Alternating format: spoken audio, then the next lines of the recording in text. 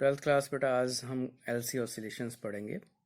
L का मतलब inductor होता है, सी का मतलब कैपेसिटर होता है। अगर इंडक्टर और कैपेसिटर को आप पैरेलल में कनेक्ट कर देते हो तो ऐसे हालात में जो है, अगर कैपेसिटर चार्ज्ड है तो उस कम्बिनेशन के अंदर ऑसिलेशंस प्रोड्यूस होंगी और यहाँ से जो ऑसिलेशंस हैं वो अल्टरनेट जो है वो चेंज होती रहती हैं और हमारे पास जिस तरह से एसी सर्किट में आउटपुट मिलती है, एसी वेवफॉर्म मिलती है, उसी तरह से ऑसिलेशंस जो हैं पैरेलल कम्बिनेशन इंडक्टर और कैपेसिटर्स के अंदर मिल जाएंगी। तो डायग्राम से जैसे आप यहाँ पर देखोगे, एक चार्ज कैपेसिटर है, एक पैरेलल में इंडक्टर लगा हुआ है। एक प्लेट पॉजिटिव चार्ज है कैपेसिटर की, दूसरी प्लेट नेगेटिवली चार्ज है। सर्किट क्योंकि लूप क्लोज्ड है तो करंट फ्लो करना शुरू हो जाएगा पॉजिटिव साइड से नेगेटिव साइड की तरफ। अब क्योंकि करंट इंक्रीज करेगा, जीरो से स्टार्ट हो रहा है, इंक्रीज करना शुरू होगा, तो जिसकी वजह से इंडक्टर में भी करंट इंक्रीज होगा। इसके अंदर because of the self inductance जो इंडक्टर है वो करंट को ग्रो होने से रोकेगा और इसके अंदर मैग्नेटिक फील्ड जो है, इंडक्टर के अंदर मैग्नेटिक फील्ड प्रोड्यूस होना शुरू हो जाएगा या बढ़ना शुरू हो जाएगा। तो इस तरह से जैसे जैसे कैपेसिटर डिस्चार्ज होगा, इंडक्टर के अंदर जो है मैग्नेटिक एनर्जी जो है वो बढ़नी शुरू हो जाती है, बढ़ती रहती है। एक टाइम आएगा जब कैपेसिटर पूरी तरह से डिस्चार्ज हो जाएगा और उसकी सारी एनर्जी जो है इंडक्टर के अंदर मैग्नेटिक एनर्जी की फॉर्म में स्टोर हो जाएगी। अब क्योंकि कैपेसिटर डिस्चार्ज हो चुका है तो करंट जो है फ्लो करना कम कर देगा। अब इंडक्टर की अगेन वही प्रॉपर्टी है कि अगर करंट इंक्रीज हो रहा था तो वो इंक्रीज होने से रोक रहा था, अब कम हो रहा है तो उसको डिक्रीज होने से रोकेगा। तो ऐसी सिचुएशन में चाहे कैपेसिटर पूरा डिस्चार्ज हो गया, अब इंडक्टर अपनी तरफ से करंट को आगे मूव करवाता जाएगा। और ऐसा क्यों हो रहा है? Because of the magnetic flux जो है स्टोर हो रहा है, हुआ है इंडक्टर के अंदर, उसकी वजह से। अब क्योंकि करंट कंटिन्यूसली फ्लो कर रहा है कैपेसिटर के डिस्चार्ज होने के बाद भी, तो ऐसी सिचुएशन में जो है, अब जो पॉजिटिव प्लेट पहले इस तरफ थी वो कैपेसिटर के इस तरफ आ जाएगी और नेगेटिव दूसरी तरफ आ जाएगी। यानी कि कैपेसिटर जो है वो चार्ज हो गया बट उसकी जो पोलैरिटी है, उसकी डायरेक्शन है वो उल्टी हो गई, चेंज हो गई because of the magnetic field.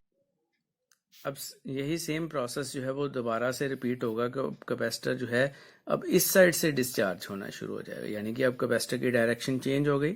पहले दूसरी डायरेक्शन से जो है कह सकते हो कि एंटी क्लॉकवाइज चल रहा था, अभी करंट जो है वो क्लॉकवाइज चलना शुरू हो जाएगा।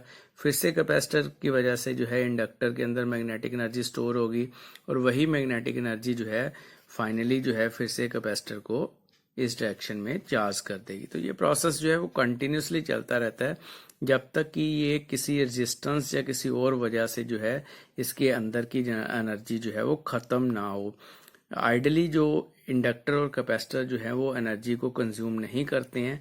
यही कारण है कि आइडियल केस में ये ऑसिलेशंस जो हैं वो कंटिन्यूसली चलती रहेंगी।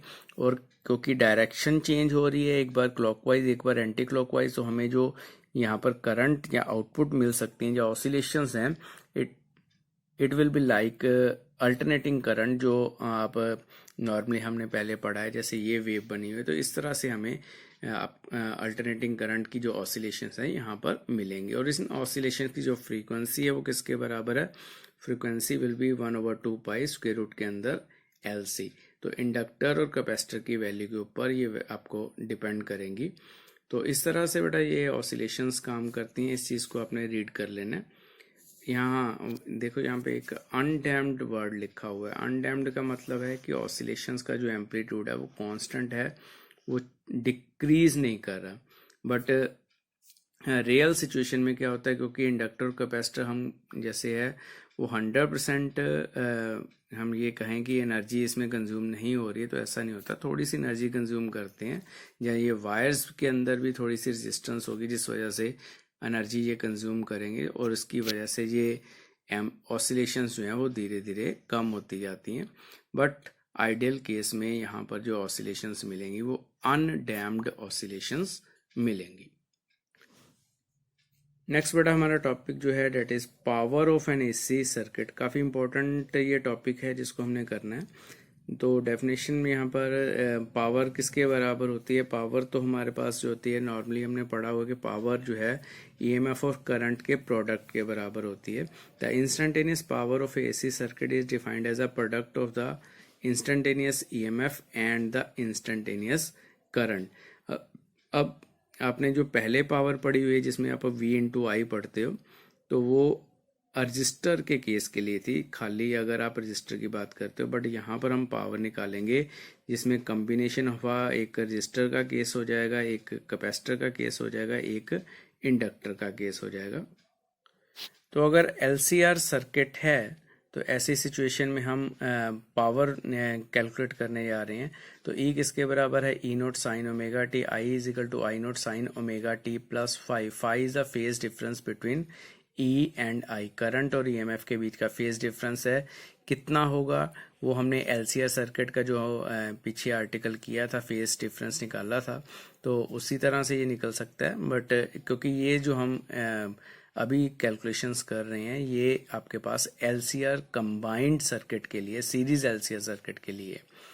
तो work done, power work done के बराबर होती है, वर्क डन अपॉन टाइम होती है, पर फिलहाल हम शुरू करेंगे वर्क डन से। तो वर्क डन किसके बराबर होता है? पोटेंशियल डिफरेंस E इंटू आई, करंट इंटू टाइम। तो E की वैल्यू पुट कर रहे हो, I की वैल्यू पुट कर रहे हो, dt आपके पास टाइम आ गया।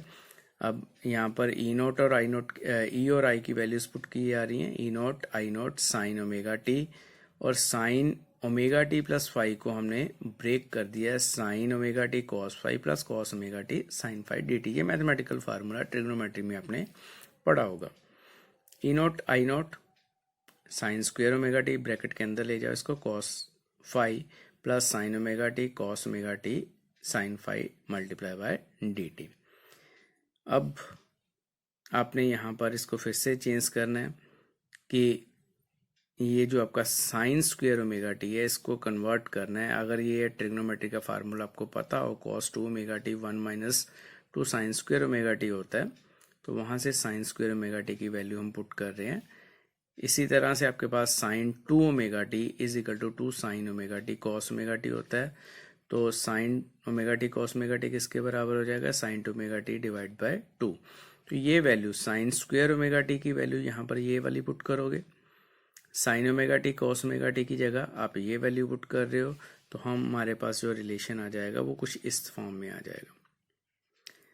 अब आपके पास टू कॉमन बाहर निकल जाएगा आप, और अंदर जो बचेगा आपके पास वो कॉस ओमेगा टी माइनस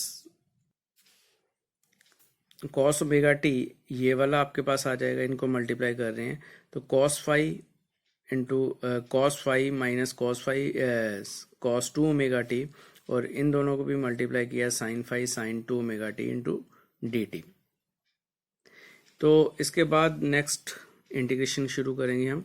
तो इंटीग्रेशन W किसके बराबर हो जाएगा? इंटीग्रेशन जीरो से लेकर टी तक, E naught I naught divide by two cos phi, और ये पूरी की पूरी ये इक्वेशन हमने लिखी है। अलग अलग टर्म्स हैं, कॉस फाइव की इंटीग्रेशन नहीं करो क्योंकि dt नहीं है, फाइव के साथ क्या है? dt नहीं लगा हुआ, dt इस टर्म के साथ लगा हुआ है। तो जिसके साथ dt नहीं है उसको आप कांस्टेंट मान के बाहर निकाल लो। यहाँ भी कॉस फाइव बाहर निकल गया, cos two omega t d t, sine five बाहर निकल गया, sine two omega t d t. तो इनका जो इंटीग्रेशन किया है, फिर अपर लिमिट और लोअर लिमिट पुट की है, तो इस सिचुएशन में डी टी का तो ये वाले इंटीग्रेशन का टी आ जाएगा, कॉस टू ओमेगा टी का और साइन टू ओमेगा टी का इंटीग्रेशन आपके पास लिमिट पुट करने के बाद जीरो आएगा। तो ये जीरो वैल्यूज पुट करनी है अपने, साथ में आपके पास जो वैल्यू आएगी E naught I naught divide by two तो है ही है, ये डी टी का आपके पास टी आ गया और साथ में इसके कॉस फाइव था, तो ये वैल्यू आएगी। अब पावर क्योंकि वर्क डन अपॉन टाइम होती है तो टाइम को नीचे ले जाओ, तो आपके पास बचेगा E naught I naught divide by two cos phi. हम इसको ऐसे भी लिख सकते हैं, E naught divide by square root two I naught divide by square root two cos phi. ये वर्चुअल वैल्यू जो RMS value of EMF, RMS value of current, साथ में कॉस फाइव। इस कॉस फाइव को जो हम कहते हैं the average power of the AC is called the true power, and true power, and circuit further the product IV और EV is called the apparent power और virtual power.